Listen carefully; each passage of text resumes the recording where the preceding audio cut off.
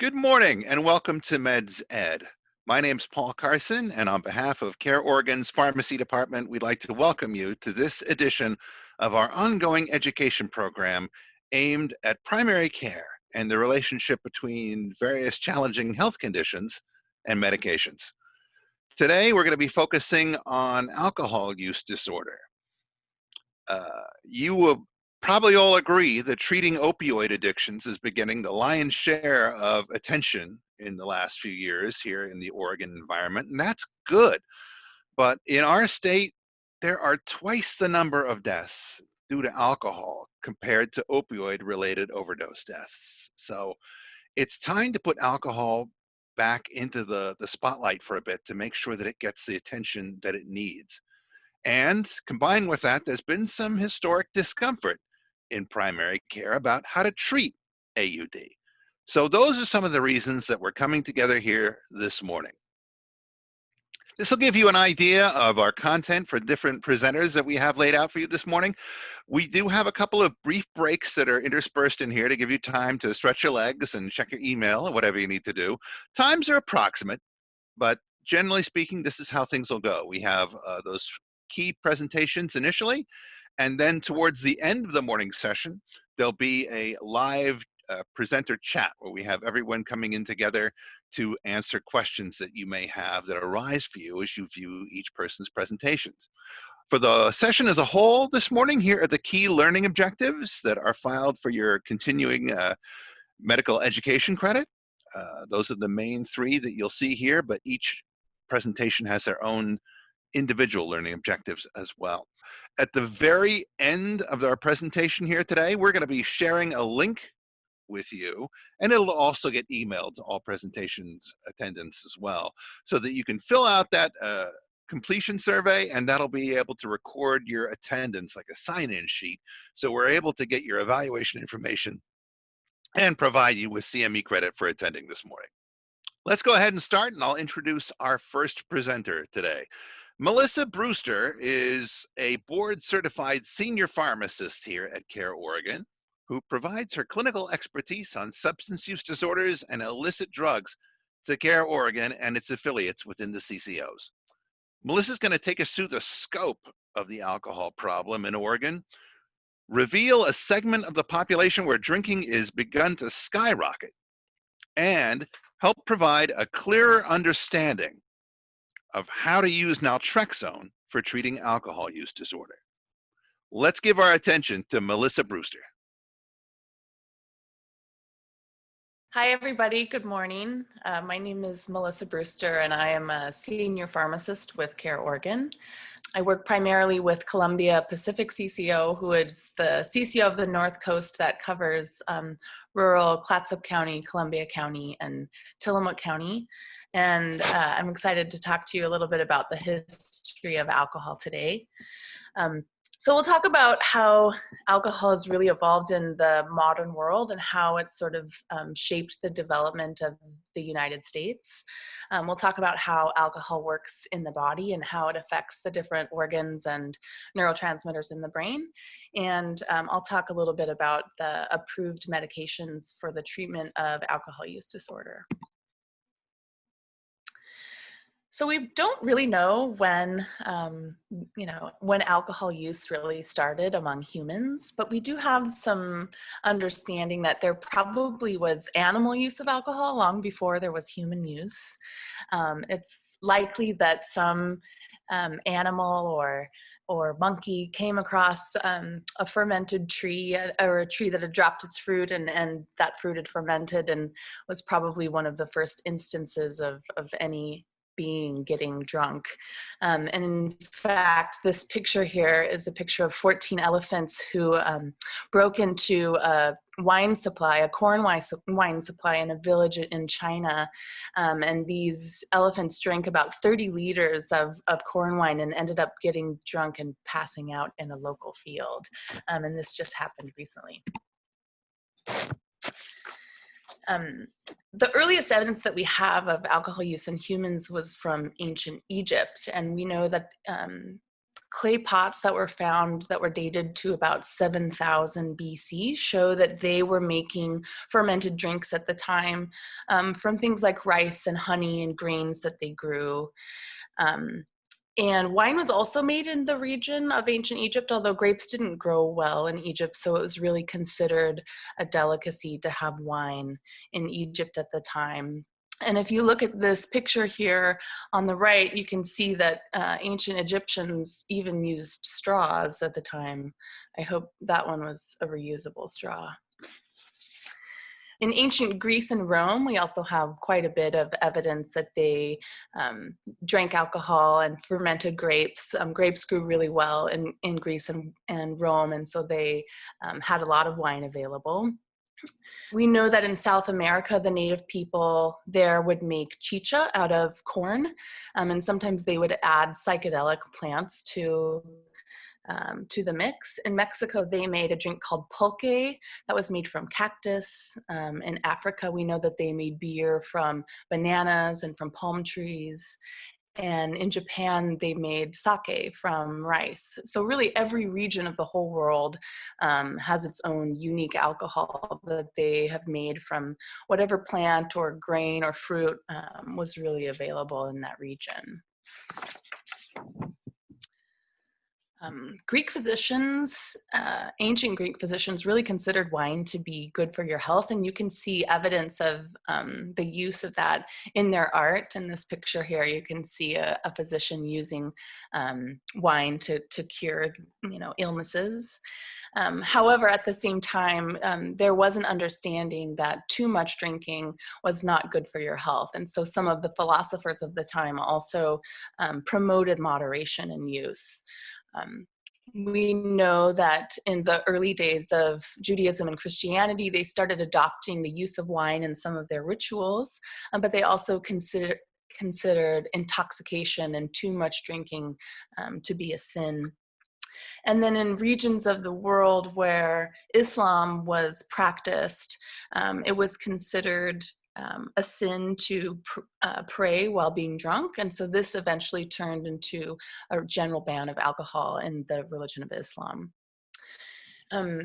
In these ancient cultures and civilizations, there was really kind of low alcohol content in most of the beverages that they made. And that's because at about 13% alcohol, the alcohol will kill the yeast that creates the fermentation process. That's what turns the sugars into alcohol. And so you couldn't really go above 13% alcohol in those ancient times. But we know that around the 9th century, we saw the invention of distillation. Distillation is where you boil alcohol, and the alcohol creates vapor at a much lower temperature than alcohol boils, and so they could collect the vapor of that alcohol and then concentrate it into a more pure form of alcohol, and that's where we started to see these really high percentage spirits created. At first, spirits were really used primarily for their medicinal properties. So they were used topically to kill bacteria, and they were also used for ingestion for things like small surgeries to make people sleepy or to reduce their, the feeling of pain that they had. And over time, people were making these strong spirits and using them as a trade commodity. And that's because unlike beer and wine, spirits don't go bad. And so they could transport them, across the ocean, and they would stay fine. So we know that the European colonies in the Caribbean were harvesting their sugar and turning that into rum and using that as part of the trade process. And then Western Europeans were bringing brandy and gin into Africa and trading them for enslaved people and for land and for other goods at the time, like palm oil and rubber. So spirits really became a form of money in these regions. And I think it's really important to consider the role of alcohol and subsequently the role of cannabis and other drugs in the oppression of people of color, and especially right now in what's happening in our country. So during this age of exploration, we really saw spirits become super crucial in sea voyages. And that's because as they were coming across the ocean, it was really important to have enough water, clean water, for people to, for the crews to use. And they knew that if they were adding something like brandy to water, it would keep it good for much, much longer. So by the 1600s, alcohol was really, really important in fueling kind of this exploration throughout the world. So what is all the brouhaha about? Get it? Ethanol is a really remarkably simple molecule. It's very tiny. So it's just one methyl group, which is carbon with 3 hydrogens, combined with a methanol group. So carbon with 2 hydrogens and then a hydroxyl group. So really simple. And we colloquially call it alcohol, but really there are lots of different kinds of alcohol. So there's methanol and there's isopropyl alcohol. And because it's so small and simple, ethanol can cross a wide variety of different membranes in the body, and so it has a huge wide variety of effects on the body, as opposed to larger molecules that have really more targeted receptors and really more targeted effects. So how does it cause all of these effects in the body, and why does it affect different people differently? So alcohol's journey through the body starts in the stomach. So after you drink alcohol, it goes to the stomach and then into the small intestine after that.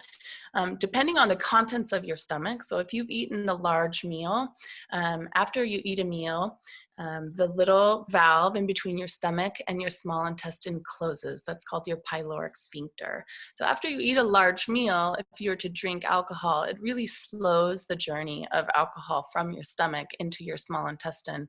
And so hence slows the absorption and the rate at which you were to get intoxicated.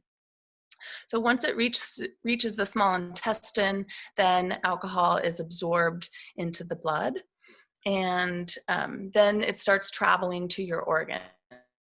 And so it moves first to the organs that have the highest blood supply. So that's your liver and your brain. So as blood goes into the liver, it goes through that first pass of metabolism. So the enzymes in the liver are what start to break down alcohol. And there's 2 enzymes that break down alcohol. The first one is ADH, which is alcohol dehydrogenase. So during this first step in metabolism, ethanol is broken down into acetaldehyde. Acetaldehyde is a toxic metabolite of alcohol. It's actually the metabolite that causes you to feel hungover and sick the next day if you've had too much to drink. So that's the toxic piece. And then the second step in metabolism is done by ALDH, or aldehyde dehydrogenase. And this converts acetaldehyde into the non-toxic metabolite of acetate. So as your blood circulates through the body, it continues to go through the liver over and over, and then the liver continues to break it down more and more and remove alcohol from the blood. So as the alcohol passes through the liver, it then goes into the brain. And once it hits the brain, that's what's responsible for some of the cognitive changes and emotional changes that happen when you drink alcohol. And that's kind of what we consider to be drunkenness. So alcohol affects a number of different neurotransmitters in the brain. So I'm going to talk about the 4 main ways that it affects the brain. And the first 2, I think, are really important neurotransmitters to understand, not just for alcohol, but for a whole host of other drugs and medications as well. And those are GABA and glutamate. So glutamate is considered the excitatory neurotransmitter of the brain. It's the thing that sort of turns up the gas. That's how you can think of it. And then GABA is the opposite. So it's more like the brake. It slows you down. It's sort of the chill you out neurotransmitter. Those 2 are always working in balance in the brain. So if there's too much of one, the brain will release the other, and vice versa. So alcohol turns up the neurotransmitter GABA in the brain. So it turns up that slow you down neurotransmitter. So that makes your neurons in the brain less communicative. They don't talk to each other as well. So if you think about what happens when you drink, if you drink at sort of moderate doses, you start to feel more relaxed. And at high doses, people fall asleep or they pass out. And in fact, you can drink so much alcohol in one sitting that GABA will take over and it will stop the actual mechanisms that are necessary for survival. So you can overdose and die from so much increase in GABA related to your alcohol intake. Alcohol also stimulates a group of neurons that travel from your midbrain to your nucleus accumbens.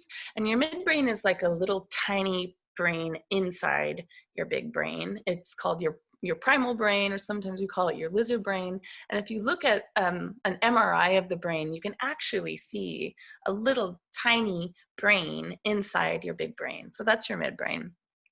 And so when you drink alcohol, that midbrain releases dopamine into your nucleus accumbens.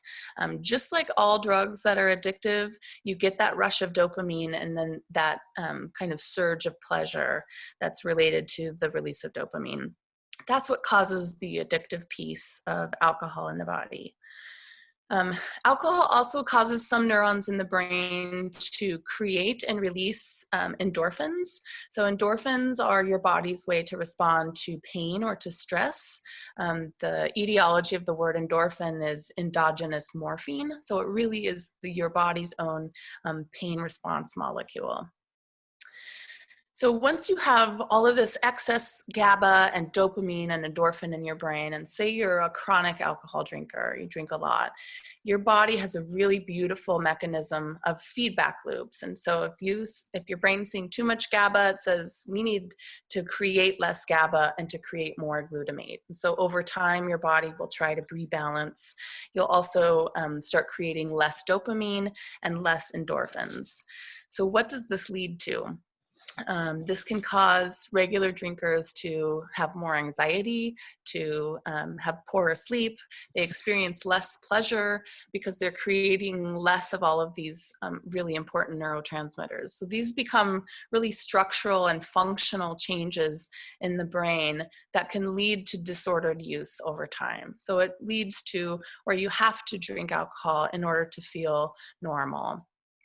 So both your genetics and your previous experience with how much you've had to drink alcohol in the past really can impact some of these structural and functional changes and determine whether you are more or less likely to experience alcohol use disorder. Individual differences in any single point of that kind of process of how alcohol travels through the body can really change how you react to alcohol. So if you take a man and a woman who are both the same weight and they eat the same meal, the exact same food, and they drink the exact same amount of alcohol, who will be more drunk? Well, the answer is the woman.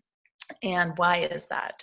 Well, women actually have less blood than men in their bodies. And the reason is because women tend to have higher body fat percentages and less muscle in their bodies. And muscle really requires a lot of blood to keep it healthy. So because men have more muscle, they have more blood. Women have less blood. And because of that, if they drink alcohol, their blood alcohol contents actually get higher.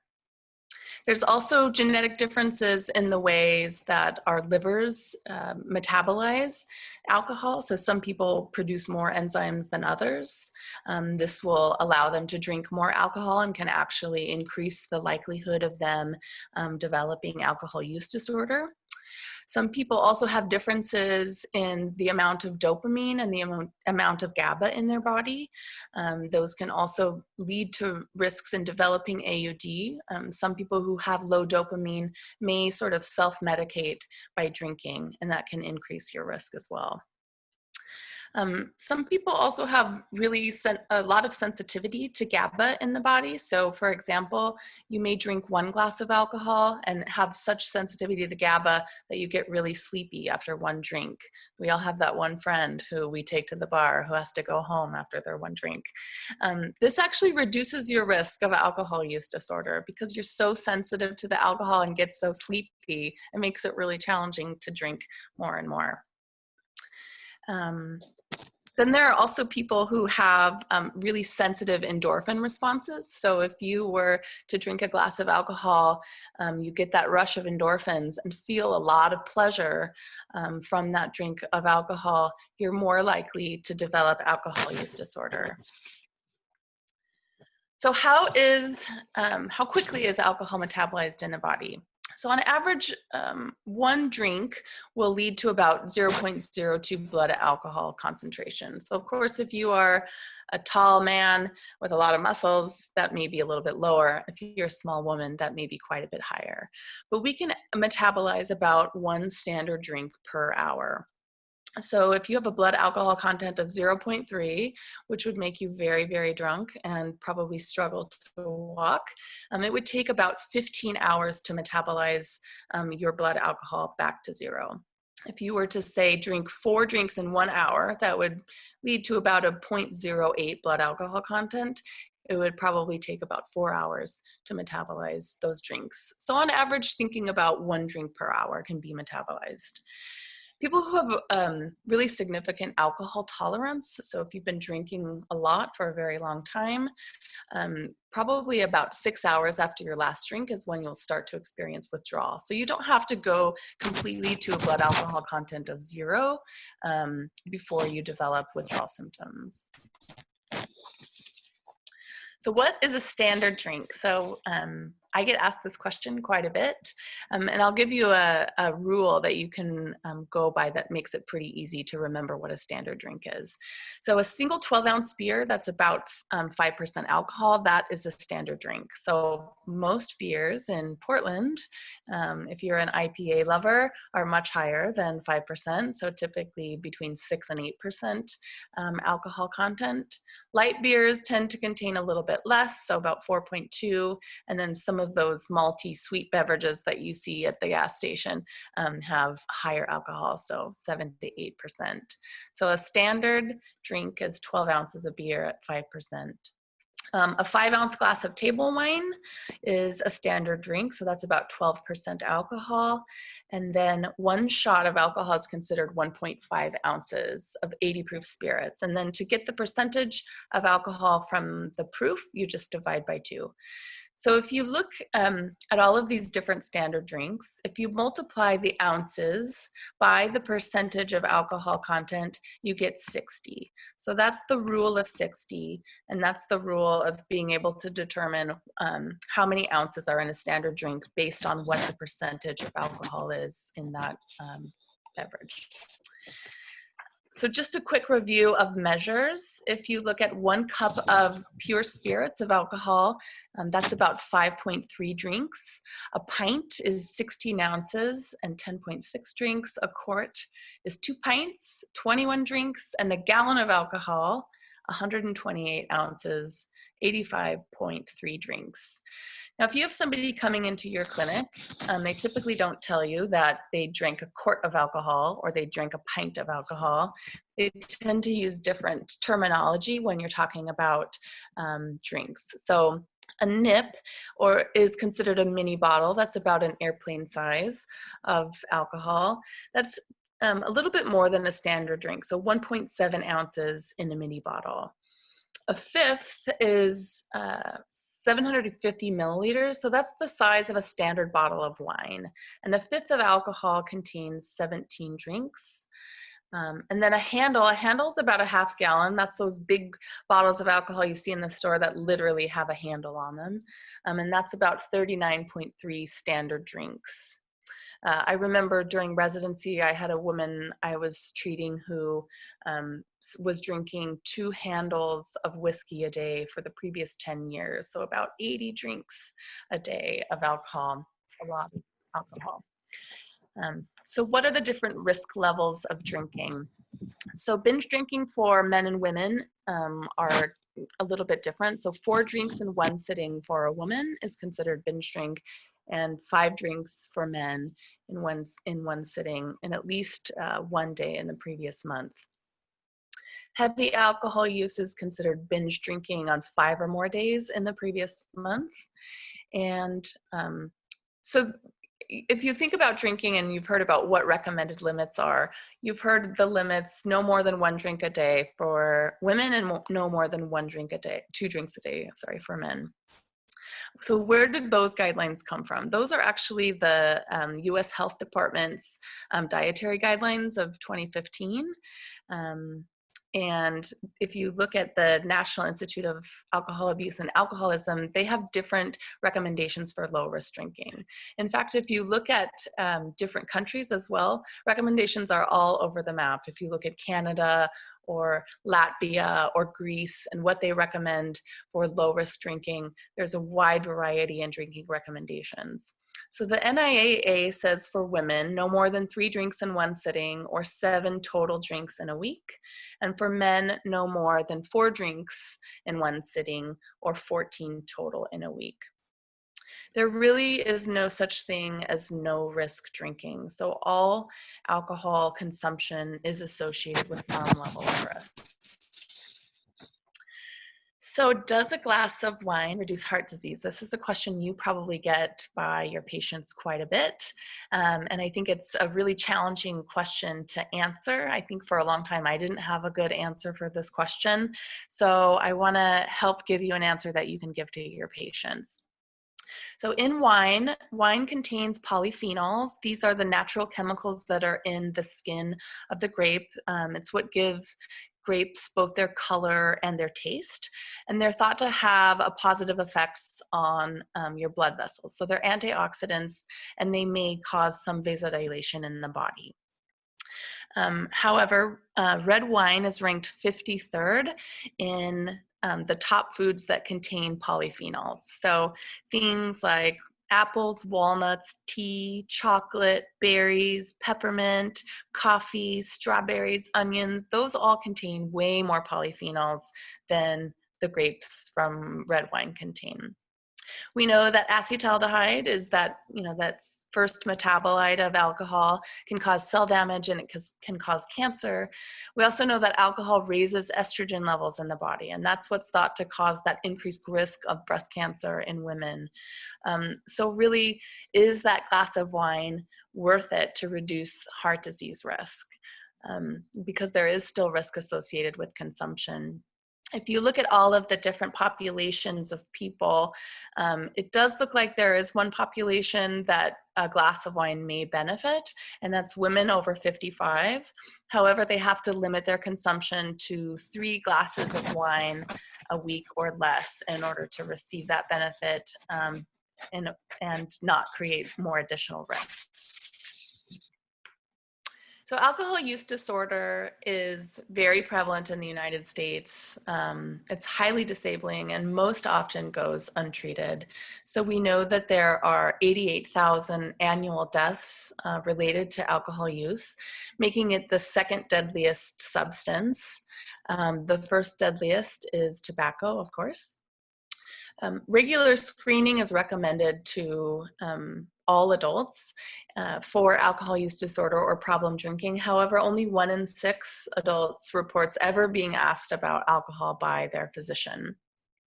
About 14% of all adults in the US have alcohol use disorder in any given year, and the lifetime prevalence is over 29%. Only around 1 in 11 people, however, ever receive any treatment for their alcohol use disorder, and about 9% of patients who could use medication are receiving it. There was a study in the early 2000s by a researcher in the UK named David Nutt, who ranked all different substances in the order of risk to both the individual and to society as a whole, and they found alcohol to be the most harmful substance that people take. In Oregon, alcohol use disorder is, again, both prevalent and deadly. So 5 people a day in Oregon die from alcohol use. So that's more than twice that of overdose deaths from opioids and other substances. We know that untreated substance use disorder as a whole costs $5.9 billion every year. And of that, alcohol accounts for about $3.2 billion in costs. And if you compare that with the revenue that we receive from alcohol sales, is only about $3.95 million. So really, we're spending a whole lot more on the damage that alcohol causes both to individuals and to society in Oregon. There was a study that actually looked at what is the cost of excessive drinking, and it's about $2 per drink. And according to the CDC, Oregon ranks 28th in the country in binge drinking.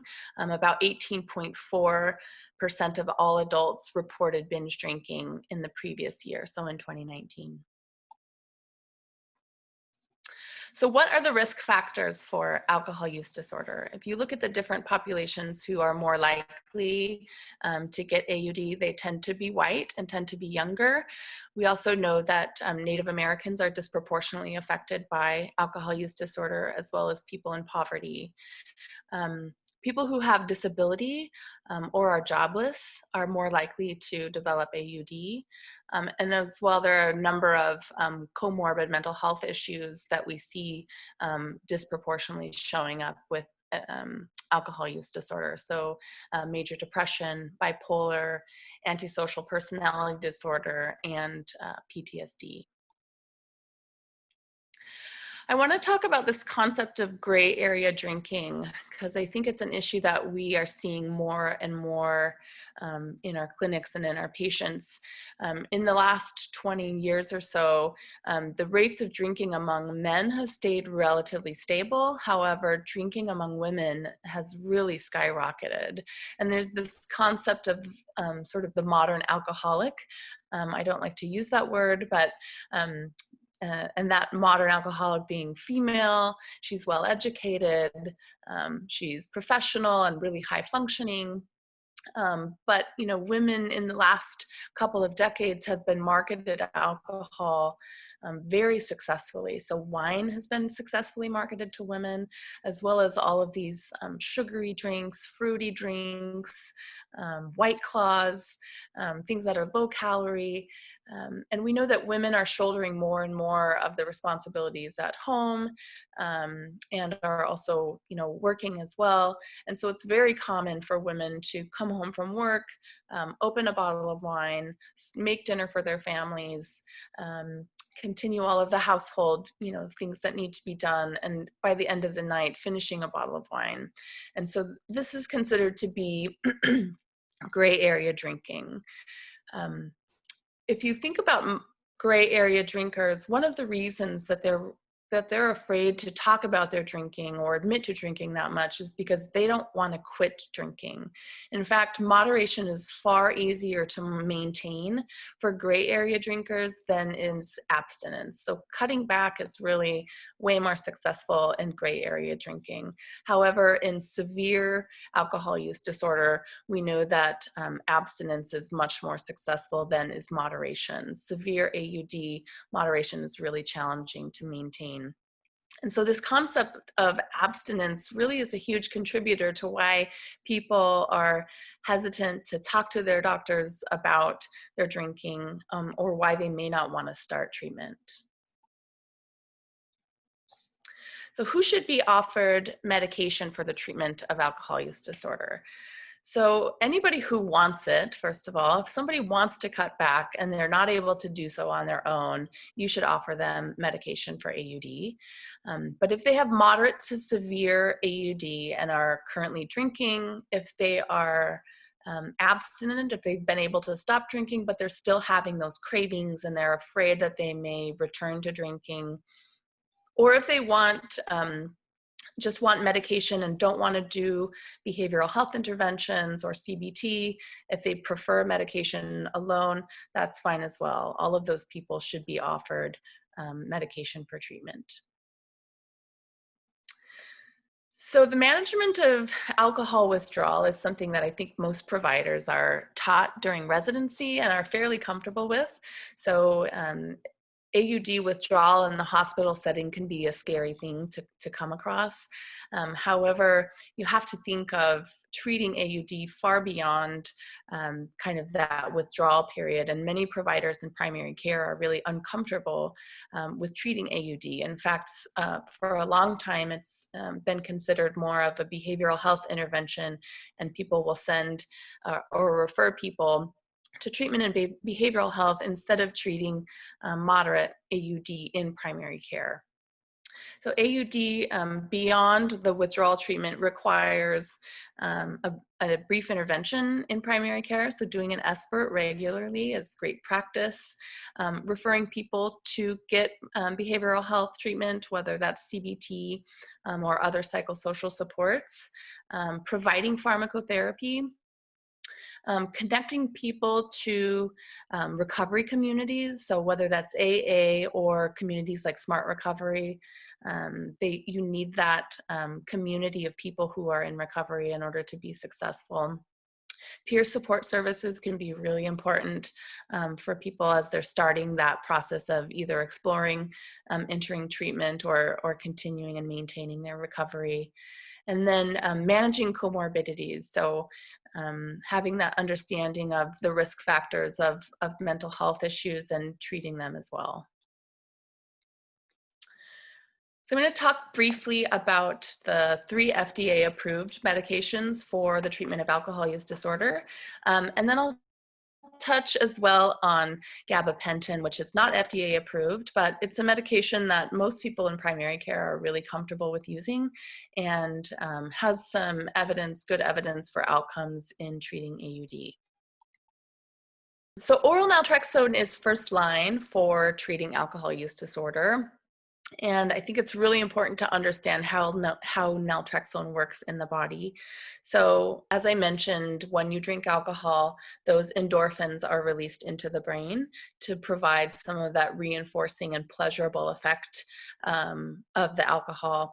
Naltrexone actually blocks that pleasure response from alcohol in the body.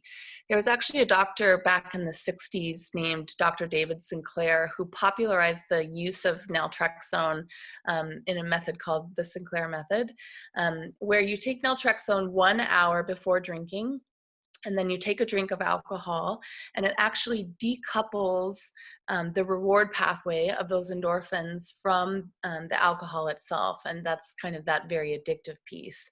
And over time, people tend to drink less. So I think that brings up a really important thing about naltrexone that we don't talk about, and I think important for pharmacists to remember and to counsel patients on. The most effective way to take naltrexone is 1 hour before drinking. So the timing of the dosing is really critical. If you're taking naltrexone in the morning, the highest concentration of naltrexone in the body is 1 hour after taking it. So if you're taking it in the morning and then drinking in the evening, really it's not going to be that effective. Naltrexone can also be taken, as I mentioned, PRN. It doesn't need to be taken daily. However, if you take naltrexone daily, it does reduce one of the primary side effects of using it, which is nausea. So if you're taking it PRN, you are more likely to experience that nauseous effect.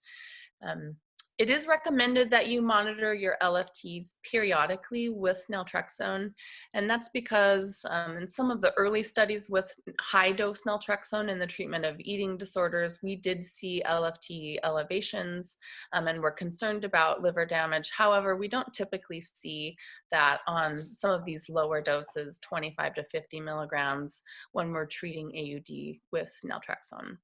This is really one of the most underused medications in primary care. It's remarkably safe, it's easy to use, it should be used so much more than it currently is. So I hope if you take anything from this conversation, it's to get comfortable and start using naltrexone more in your practice. Acamprosate is a GABA analog. So if you look at these two molecules, the top one is acamprosate, the bottom one is GABA. They're very, very similar in structure. And so like I mentioned, GABA is that neurotransmitter that really causes you to feel a little bit more calm. Acamprosate is TID dosing. That can be a little bit challenging. It can be tough for patients to take medications 3 times a day. However, in motivated patients, acamprosate can be effective. So can you combine acamprosate, which works on the GABA system, and naltrexone, which works on the endorphin system, together? Yes, you can. You can use both of them to treat AUD at the same time.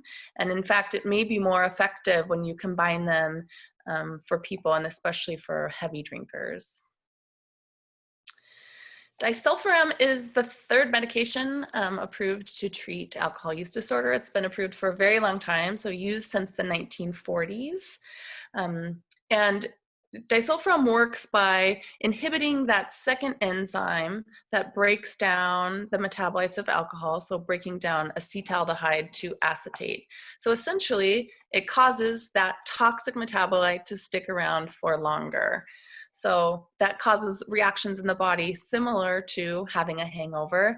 We call it the disulfiram ethanol reaction. So you experience headache and dizziness, nausea, your blood pressure drops.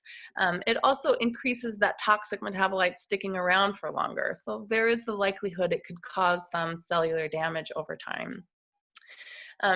Disulfiram is not particularly effective, so people don't like to take it, as you can imagine. It can be effective when administration is supervised, so when you're required to go in and take it every day and somebody's watching you take it, it can be effective, but really isn't first line and has kind of fallen out of favor in treatment in a lot of cases. However, if somebody's been successful on disulfiram in the past and they know that it works for them, it is likely to work for them again in the future, and so you could consider continuing it. Gabapentin, as I mentioned, is not FDA approved for the treatment of alcohol use disorder.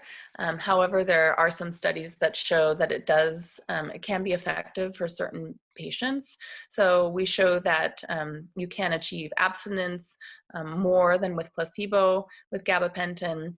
It can reduce heavy drinking rates, and people see fewer cravings, improved mood, and improved sleep with gabapentin. We also know that gabapentin can decrease the risk of seizures, and so for people who you may be worried about alcohol withdrawal seizure, you could use gabapentin for some of that protection as well. It looks to be more effective at the higher doses, so 1800 milligram doses as opposed to the 900 milligram dose. So pushing the dose is important. And if you think about the mechanism, mechanistically it's more similar to acamprosate. So it wouldn't make sense to combine it with a medication like acamprosate, but you could probably combine it with naltrexone, so you're hitting 2 of those neurotransmitter pathways. And to close, I just wanted to share with you some resources. So the APA updated their guidelines for the pharmacological treatment of withdrawal in alcohol use disorder. Those are available online for free and a great resource for you and your colleagues to review. And then the College of Psychiatric and Neurologic Pharmacists has a really excellent toolkit available online for pharmacists who are interested in partnering in managing alcohol use disorder. This is available to members only, so you do have to sign up in order to get this, but it's a really great toolkit. And I think there's a really great opportunity here for pharmacists. As I mentioned, oftentimes PCPs are really uncomfortable with managing AUD. It's not something that many of us were taught to do well in school or in residency, and know that they need to do better at doing that in their practice. And so I think there's opportunity for creating a collaborative drug therapy management for the treatment of AUD with your providers, and really becoming the specialist in your clinic in managing AUD in your patients. So I hope these tools and guidelines are helpful to you. Thanks for attending our MedZed today and learning about alcohol, and Hope you have a great Thursday.